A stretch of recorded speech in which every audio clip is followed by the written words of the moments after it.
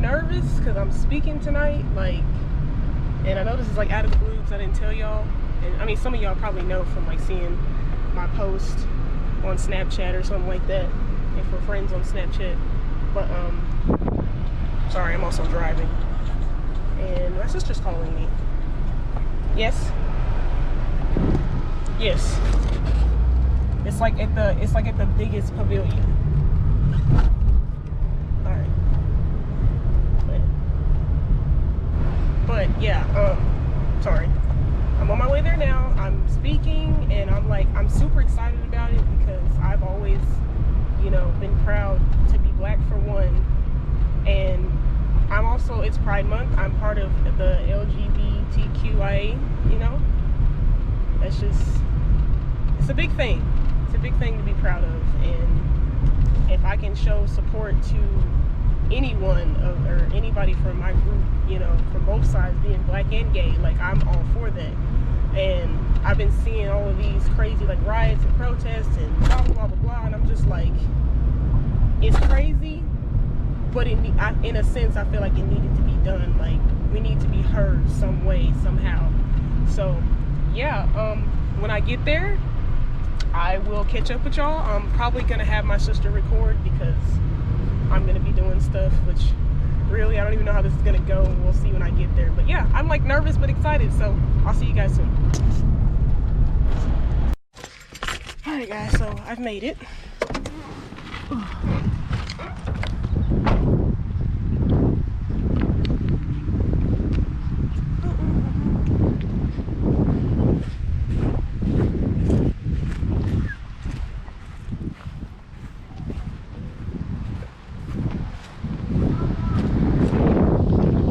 Hello. How are you? I'm great. Y'all don't mind me. I'm gonna record this, so if you don't want the camera on, you just tell me that. Okay. Perfectly fine. Yeah. Oh, he's so cute. He's so cute. Yes. Yes. And I'm recording too. I love you too. Hi! Preston came out! I love it! I am excited for this. But I've been like super nervous. Oh yeah, it's upside down. Say hi. Say hi! Where's... Oh, she's over there. She's over there.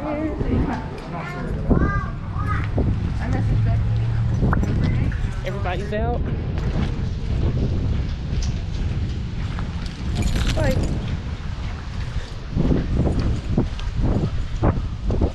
Fam Bam, what's happening?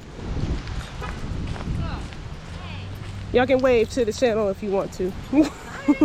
That's Morgan. That's Carolina. Y'all are awesome.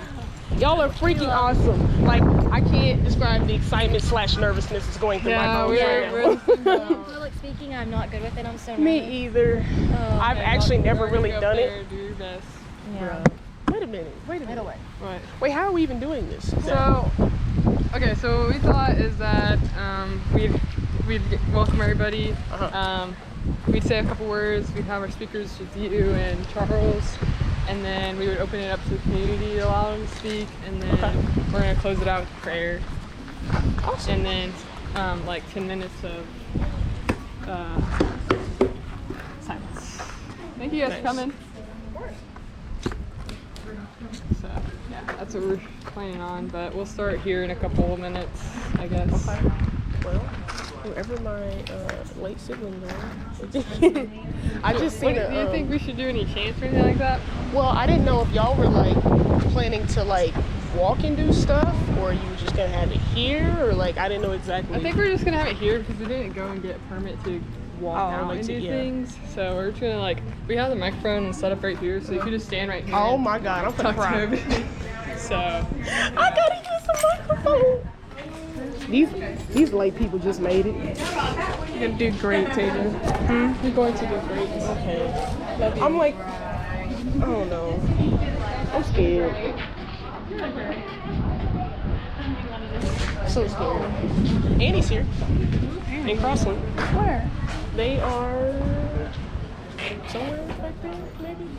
Jay walked Hello up guys, this way. there's also some extra masks that were provided that are by the water if you need to get a mask. We'll get started here in a couple of minutes. Still waiting on a speaker. Thank you guys. This is crazy.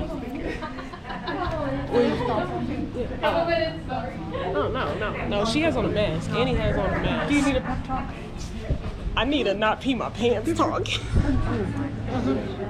So, what you gotta do is get into it. You can't bring black people nowhere.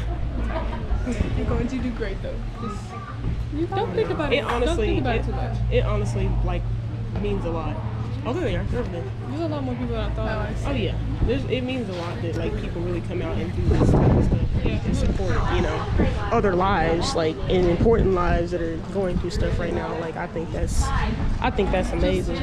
Yeah, but the thing is like y'all are waiting for everybody else to come. Yeah. The thing with me is We kind of just I know a lot of people waiting for. I know a lot of the people family. like I know a lot of people support it, but like, I didn't think a lot of people would like, you know, come out. Well, I Like mean, me, I was debating if I should go. Like, well, I wasn't tripping because I knew it wasn't gonna be like no crazy. Yeah, like, me you know too. what I'm saying? I knew he was gonna be cool, chilling. I just burped. Oh my god.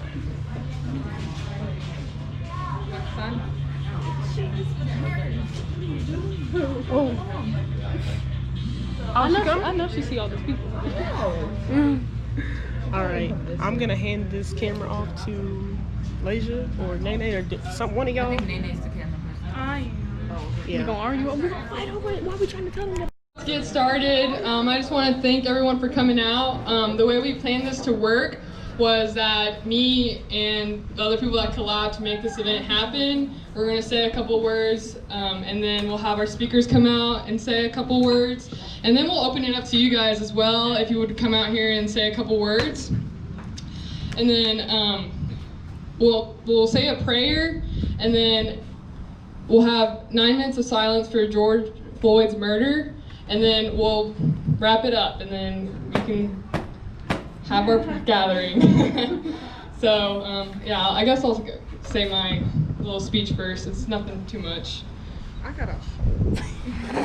Bro. Okay, so my name is Carol Quijada. I grew up here. I graduated in 2017. I go to school at OSU.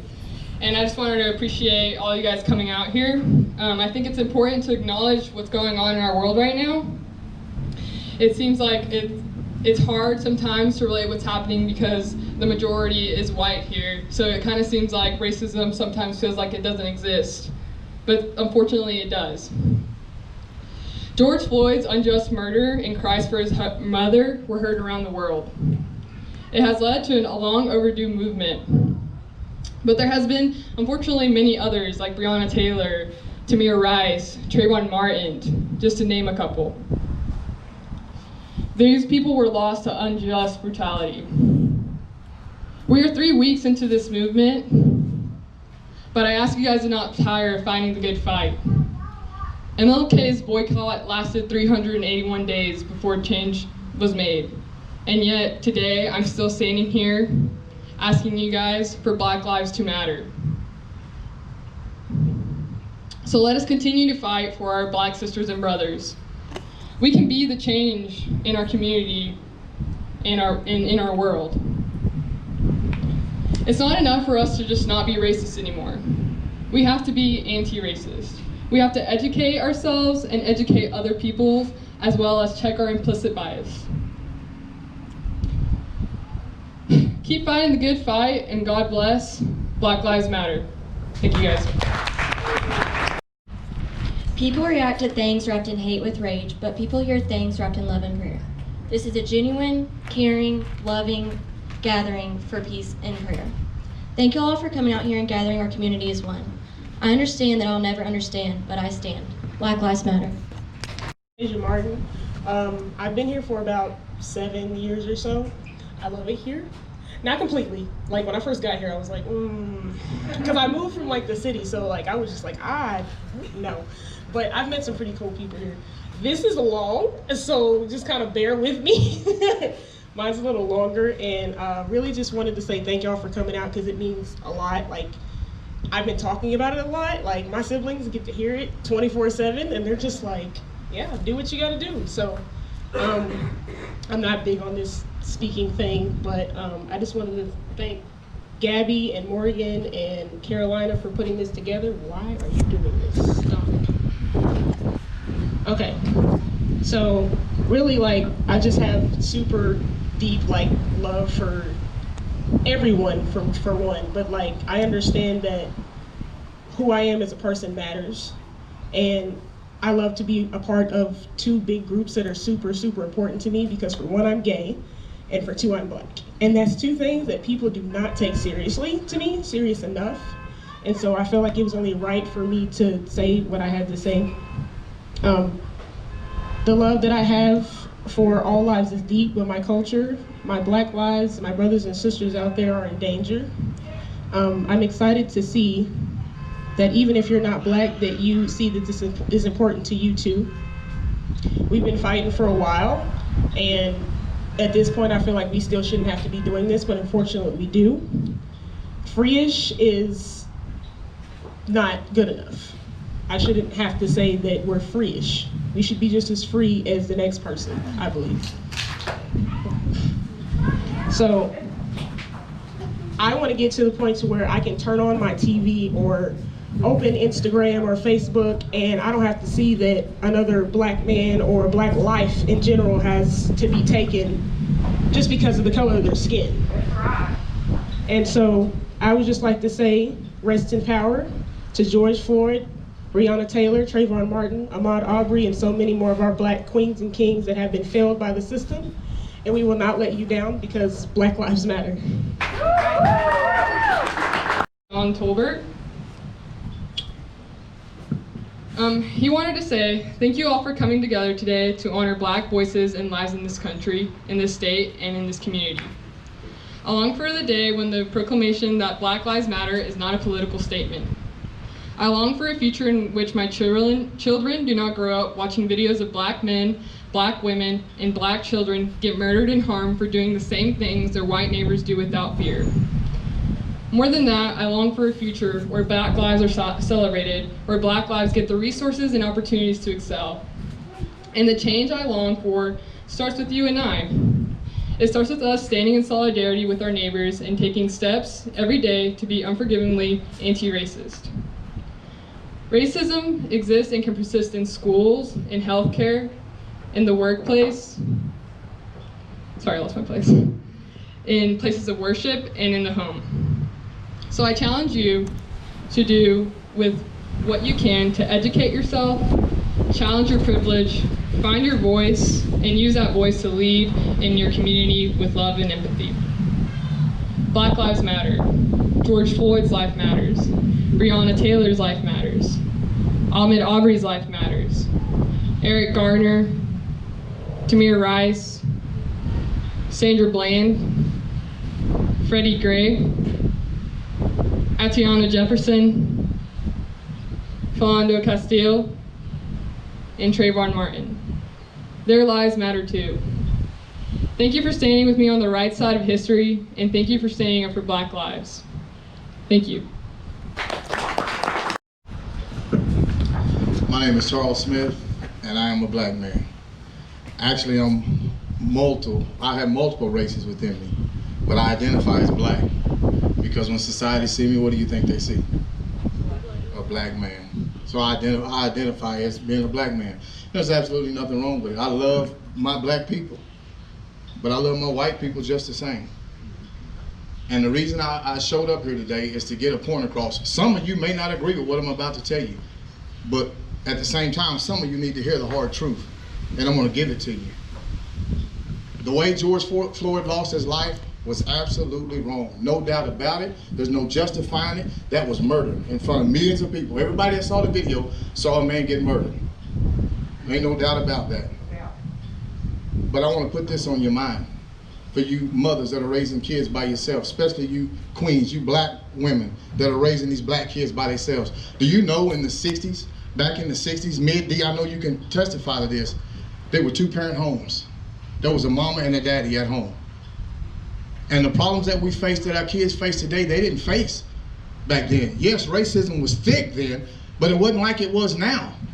It's not as bad as it is now. It has grown from the 60s to now. We're supposed to be away from that. We have supposed to have been separated, freed from that, but still today it exists. And I have to ask myself, what can be done to stop this from happening, to stop these senseless killing of these black men and these black women? And you know what come to my spirit? It's got to start at home. I just had this discussion with my son just the other night. And I have 3 sons. I have 3 black men that I'm raising, 2 of them that are adults now, and I have one that's a senior in high school. And you know what? It scares me to death to think that my kids, when they try to leave to go with their girlfriends to Oklahoma City or whatnot, it scares me to death to think that I'm gonna get a phone call saying they got pulled over and didn't cooperate and they were killed. So I told my kids, whatever you have to do, you do it. Whatever he tells you to do, you do it. Then come home and tell daddy. Come and tell me your story. Because a dead man can't speak. You can't tell your story once you're dead. Is it right? No, it may not be right. The things he asks you to do right there may be degrading to you, but guess what? You still get a chance to come home alive. And then we can fight it. But your story can never be told if you're dead. It's hearsay then. If I was to stand up and say, well, he said it's inadmissible in court, it means nothing because it's hearsay. You have to teach your kids at home the do's and don'ts when they're involved with the law. Whatever he says has to go. The Bible, I'm not going to get religious on you, but the Bible says we ought to respect those that are in authority over us. They're in authority. Right, wrong, or indifferent, they're in authority. And this, to be honest, it's not a police issue. I don't see it as being a police issue. I have friends that wear the badge. I have family members that wear the badge. Some have retired wearing that badge. And you know what? Those people get very, very little money. Some of them make what I make, and I work for the city of Elk City. They make the same salary I make to go out every day and put their lives on the line to protect us. But at the same time, there's some that are bad, that took that job just to put black people away. There's videos that surface that says that. That's what they're here for, to put black people away. But I'm going to tell you, I'm not going to be much longer. The way for us to get past that, to get rid of that, is you got to get out and vote. You got to show up at the polls and vote. You know, it's a crying shame, but my son just the other night said, Daddy, let me read some statistics to you. And he was reading, not to get political, but the president we have in office now. Do I like him? No, but I respect him because he's the president of the United States. What else are you going to do? I have to respect that. I respect that office because I respect authority. But do you know that there was hundreds of thousands of black folks that didn't go and vote? And my question to us, brothers and sisters, then why are you crying? You don't give yourself a leg to stand on if you don't exercise your right to vote. And do you know what? Folks died for that right. Folks fought for your right to vote. Your vote does matter. It counts. And you have to take advantage of it. If you want to see change, you got to be the change. And it starts at home. Teach your kids, start teaching them right now. When you get of age, you better go cast your vote. And don't just go vote for somebody because your buddy is voting for them. Do your due diligence. Find out about them. Do they have the same, do they think the same way, similar to what I think? Do my values mean anything to them? And that's how change is going to be made. And until then, it's not going to stop. I hate to be the bearer of bad news, but racism is not going to go away. Until Christ part those clouds, it's going to be here. Ladies and gentlemen, I hope you know that. Don't fool yourself thinking that it's going to be over. We can march until our feet bleed. That's not going to get rid of it. It's still going to be here. Some folks' minds you just cannot change. You know what? It was passed on because it started in their household. It was passed down to them. Kids are not born, you're not born racist. You're not born hating another race. I know kids right today, a young man right today, he's 17 years old right now. Since he was a little boy, I try to tell him that I'm black, and he said, no, you're not. No, you brown. He don't believe that there's such thing as black people. You know why? That's what was taught to him at home. You brown or you white to him. And I'm okay with that. But that's where it starts, is at home. You got to teach those kids at home. And I wish the world could hear it and the world could see what's going on right now. There's unity right here in this little group. It's not as big as what I thought it was going to be. At first, I thought, man, we're going to flood the park and the police going to show up. And, you know, to be honest, I was thinking, I hope this thing don't get out of hand. Because I fight for what's right. I am a Christian man, but I fight for what's right. Because I become Christian don't mean I stop knowing how to fight. No, I may not fight with my hands anymore, my hands and feet like I did at one time.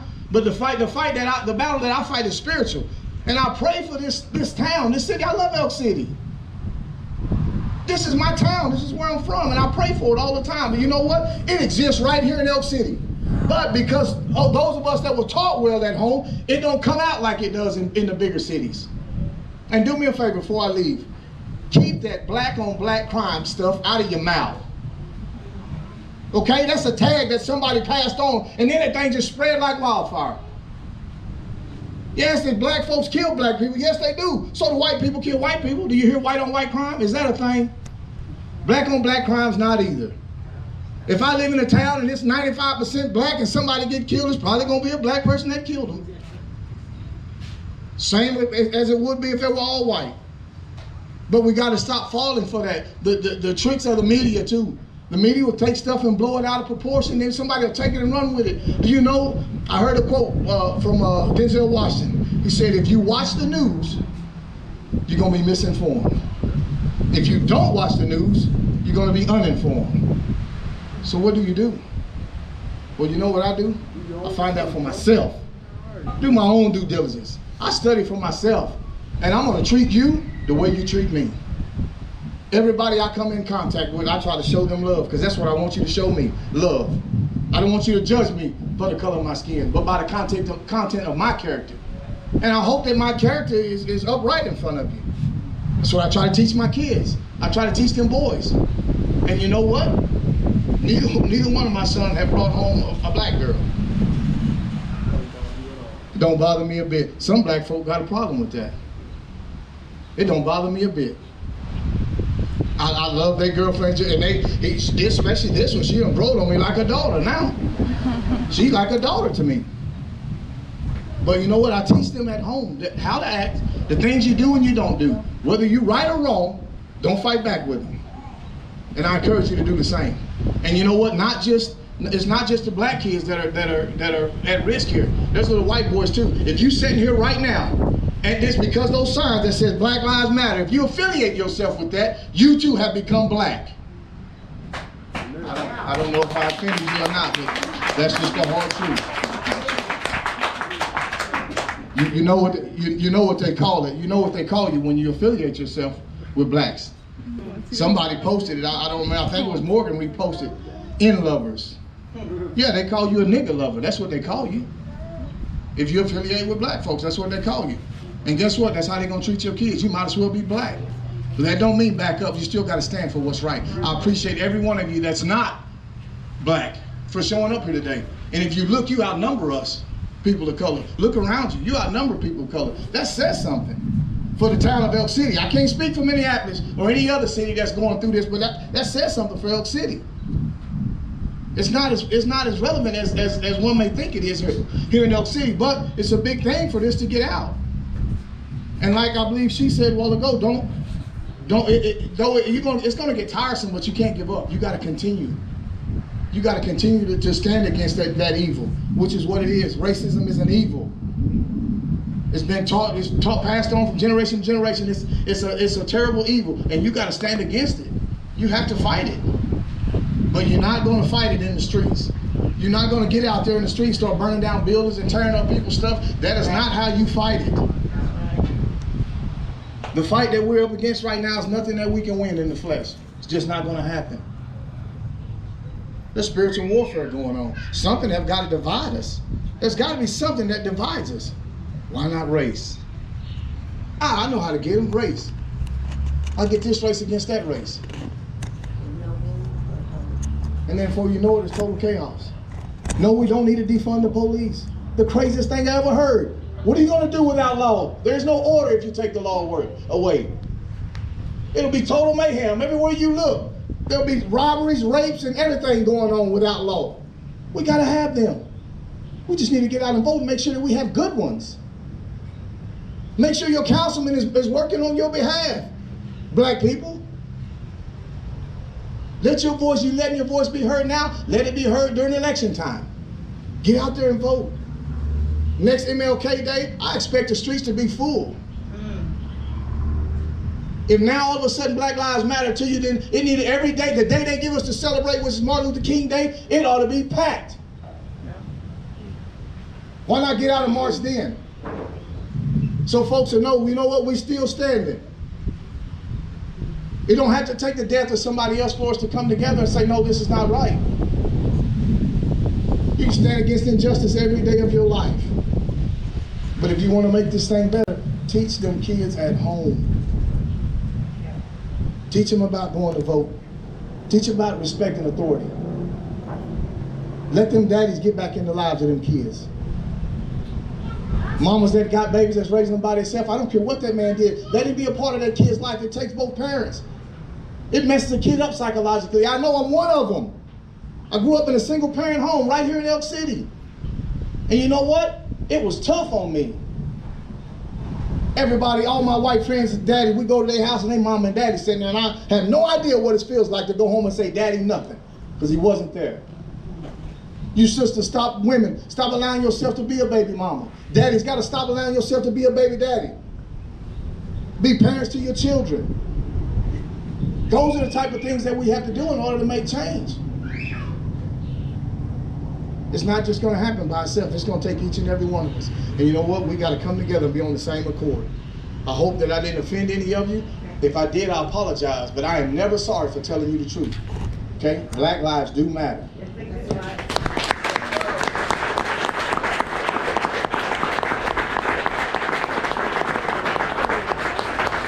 Hello, everyone. Oh, man, I wasn't expecting this. I was just going to be sitting back and just chilling. But, where do I begin? You know, this racism. I am 53 years old, and I have experienced it. On about every job that I've been on, I have experienced racism. I worked in United, and I had this 2-year-old girl come up to me and say, Mama, there's a nigger, 2 years old. It's a baby. So she done heard it from somebody. That's right. She done heard it from somebody. And everybody know I'm a minister. First of all, I'm a child of God. And I want everybody to know that, and I will not deny that, and it's not a religion, it's a relationship. And I have a relationship with Christ. And so it kind of hit me real hard, and I told my boss, I'm gonna have to go outside for a minute. He said, what happened? And I told him, I just went out there and grabbed my breath, and I started crying and stuff. And then I can only tell you by experience of what I done experienced here in Elk City, Oklahoma myself. I was raised with white people. I hung around whites more than I hung around blacks. Because I'm gonna tell you the truth, some of the blacks didn't accept me because I was the only child, and my mom and dad had money, and they said I was a spoiled little black girl. I was the only kid for 8 years. So that's what I got from my black community. So this thing can go to each side. It's just not one-sided. It's just not like Black Lives Matter. It's about how we treat one another as children of God in Christ. It's about how we treat each other. And it was very sad to me, and I had to grow up like that. My own community, my own people rejected me. Still rejected me up until I was like 50 years old. From the churches around here, the black churches, and I'm not finna lie. So if you don't like what I'm saying, that's on you. But I got rejected by the churches because of my drug addiction. So this thing works all the way around. Blacks need to be more kinder to blacks. Not just whites need to be more kinder to black people. But the blacks need to stand up for the blacks and be there for the black people instead of criticizing them and putting them down and talking about them and put your knee on their neck, literally, because of the words out of your mouth. And then I experienced when I worked at Denny's. I went in there to get a job just to waitress. That's all I went in there for, just to wait tables. So, but he said, you got too much potential. You got too much potential, so I want you to be assistant manager. Well, how many know I had some people in there, like 4 or 5 women, that didn't like that. First of all, because I was black, a black woman telling another white woman what to do, that wasn't happening. And they tried everything in the book to get me out. They even went so far as to take my numbers and went there and take hours from other employees to make it look like I did it, but I was off that day. So the boss said, "What do you want me to do with this lady for doing you like that?" I said, "Oh man." I was heated, and I just got ordained as in a minister. But how you know that flesh still kicked up? And I was like, oh man. And so I called Bishop Ezra Randall. He was my mentor. And I said, "Bishop, I don't think I can do this." I said, "This lady just tried to get me fired." And then another lady got up in my face and said, "Any, miny, miny, mo, catch a nigger by the toe." We was just like this. Boy. Then she went so far to push me. She said, "This black bitch will never be the boss of me."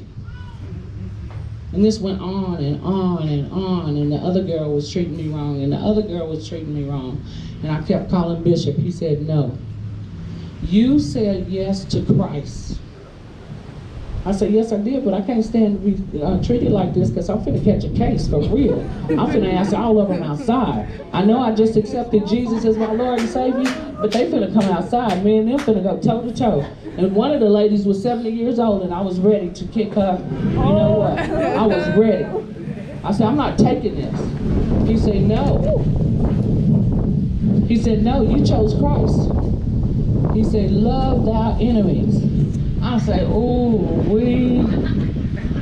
I said, "I can't do it. I can't do it. I can't be a Christian. I can't be a minister. I'm finna throw in the towel." Because I was that heated. But so he told me, "Go back in there." He said, "I want you to grab that lady that tried to get you fired, that took your numbers, and I want you to tell her that you love her."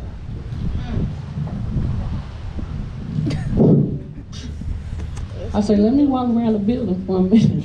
So I walked around the building and I prayed and I said, "God, I can't do this on my own. You're gonna have to do it for me." And so I felt the Spirit of the Holy Spirit, and I went back in there and I talked to her, and I told her, "I forgive you for what you've done to me." She just started bawling. So I said, "What is the real problem?" And she started telling me all this stuff. It was about a page long, from losing kids to being treated bad by black people, from losing family members. Her kids was on drugs. It was just a list. She just started telling me everything. And that's the minister in me kicked in. And I just grabbed her and I hugged her. I grabbed her and I hugged her, not knowing that God was getting ready to take her home to be with the Lord. Because after that, God opened up the doors for us to have Bible study. So we brought my Bible and I started ministering to her, and then she started going back to church. Then her whole family started going to church. And I realized it wasn't about me and my black issue. It was about Satan trying to bring division amongst the body of believers, amongst God's people, trying to bring divisions to keep us from not coming together. That's what it was about. And not realizing that after her family had joined church and everything, not realizing she was going to get diagnosed with stage 4 cancer. See, God couldn't take nobody home with that bitterness and that anger and that resentment towards black people, towards herself, and towards her family members, towards the people that done it to you. He couldn't take her home with all of that stuff in her heart. So he used me as an instrument to show the love of Christ to the people that was calling me black bitches, calling me names, nigger. She would never be my boss. I had to swallow one for the body of Christ. And I swallowed it. She went back to church. The other one went back to church. The other one got off drugs. So it wasn't just about me.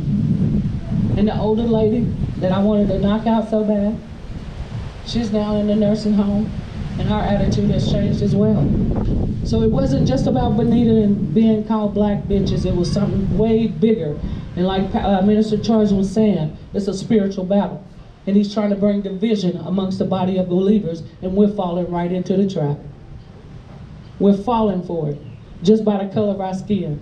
They got some black people that are prejudiced too. They got some white people that are prejudiced. But how many of you know that he wants to keep us divided? Because we cannot accomplish what we need to accomplish divided. We cannot do it. And so I went on to be at Walmart. I experienced it at McDonald's. I experienced it, I'm still at Walmart, and I have experienced it. I had this one man walk up to me, and I was sitting there in HBA, just got back from having heart surgery. He walks up to me and says, it was some kind of riot going on somewhere, and he said, boy, they just don't understand. These niggas need to be home at 10 o'clock anyway. And I'm saying, don't you realize I'm black? And he said, oh. So there was something wrong with him in there. So I went and told my boss, and I had a talk with him, and that too. And then I had another one walk up to me, and I was preparing for doing a catering job for the prison. And I said, why y'all got me doing this? And the person looked at me and he said, probably because you black. I had to swallow that one. But what I did was I took him in the office and we had a talk. And I told him how I felt, and don't you ever approach me like that again. Let's get an understanding. There will be some consequences you can pay. God says anything to get an understanding, so we got to understand it. Then I had another one 2 weeks later. Walk up to him, hey, can I call you my nigga? I said, hey, what's going on? What is going on? I say, no. But what his problem was, but he got some black friends and they call each other my niggas. I said, but I'm not your nigga, boo. I'm not your nigga, so you can't talk to me like that. So I have experienced it. Mine may be different from yours in the way you approach it, but me as a body of Christ, as a woman of God, I have to approach it with love. I had to approach it with love because those people are now serving God. And that's my purpose, and that's my calling. So we all got different sides that we can look at this, or how we want to deal with it, but that's the way I dealt with it. And now those people that call me a black bitch, a nigger, blacks, whatever, they are now serving God. And that's my purpose. That's my purpose, that's my calling. I don't know about y'all's, but that is my calling. But sometimes you have to say enough is enough. We have been through too much, and as I started reading and doing research, and ever since Gabby, and that's my daughter right there, and she white. I'm her second mama, and I got a lot of white children that calls me mama. And I was reading what the black man has been through. They got raped right in front of their wives to degrade them. They got beat in front of their wives, and then took their kids. And took their kids. Raped them and took their kids. Can you imagine that happening to you? Can you imagine somebody coming up raping your wife right in front of your children and then take your children away from you? This is what the black man has been through. It's assignment of the enemy to bring him down, to degrade him. All men. But there's got to be some point where we say enough is enough, and we need the black men to stand up and be men and take care of their children, to teach them the way, instead of the mamas having to do the thing all by themselves. I raised 3 with my mom's help. And they come out just fine, and they're taking care of their kids. They're taking care of their kids. It's time for us to stand up. Enough is enough. I can show the love of Christ all day, and just like Minister Charles was saying, but I'm only human. I'm only human. But that was the first time I sit there and witness somebody die right in front of on my phone. Die, and right there. You know, I done heard about it. The dudes done reported it. But when you sit there and somebody recorded somebody dying on the hands of somebody else, that touched me. That messed with me. I got angry. I got mad. I got very angry. Then I see on Facebook, somebody posted this. And I just seen true colors. Y'all, we're gonna see that on Facebook, somebody's true colors that's coming out. That's always been there. And you didn't know, and you going to church with these people for years. But to come find out their races as well, that hurt too. That hurt too. But we gotta stop feeding the enemy, because that's exactly what he wants. That's what he wants. But we gotta stand up, and we gotta stand up in love, not in violence, not tearing up people's stuff, not none of that, but stand up in love. Without all the violence. The violence has to stop. Okay, eyes on the road together.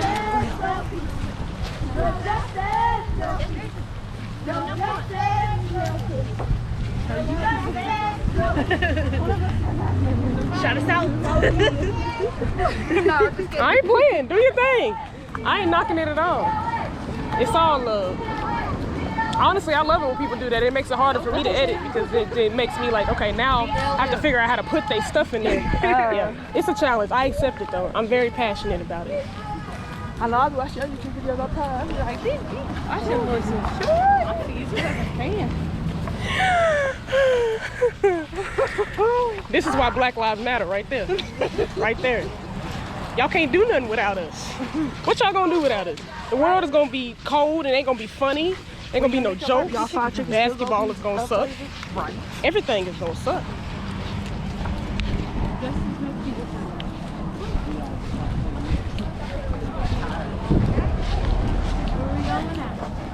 What we doing now?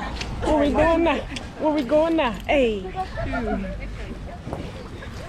Y'all know I can't keep nothing serious. Got to be playing all the time. Head back to them vehicles. Oh boy, we marched down Main. I'm doing a Tootsie slide. Black fist up, left foot slide.